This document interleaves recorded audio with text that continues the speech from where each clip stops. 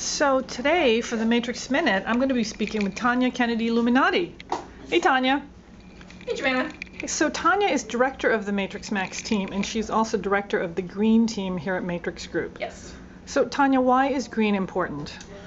Green is important because sustainability and reducing, recycling, reusing is something that everyone should be caring about, and it's important at a corporate level, but also at a personal level. So it's something that Matrix is trying to get involved with, and we've got a good portion of the staff involved in some portion of the green activities. And this is something that all of the staff indicated they care about. Yes. So what are some of the things that, what have we done? Okay, well, here in the kitchen, what we can do as an office tenant, as opposed to an office manager, we can really focus on waste and transportation. And so here in the kitchen, you can see we've got a lot of recycling bins.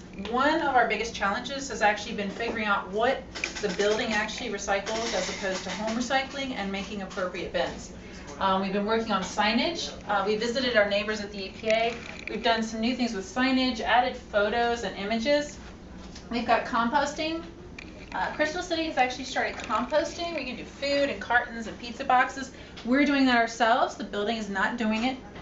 So we've got, and then battery recycling, and we're experimenting with different recycling that each staff member is sponsoring something and taking care of a particular bin. And Tanya, how much waste do you think we've, stopped from going to the landfill as a result of our composting and recycling? Our rough estimates, by trying to do rough measurements on trash, is we're probably diverting, once we've started the composting, we're probably up to diverting 30 to 40%, maybe even more. Composting is a huge deal. It takes the paper plates and the napkins and a lot of the wrappings, like the boxes and things we get at lunch, that takes a lot of it out of the waste stream.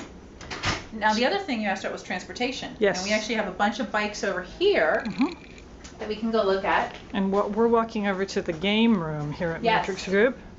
Yes, and we can see one thing we've done with energy is we do have light sensors in all the rooms, so they turn off.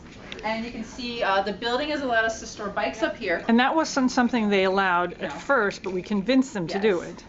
So we have a lot of people who are solely biking to work at this point, and they're sharing spaces for bad days in the parking.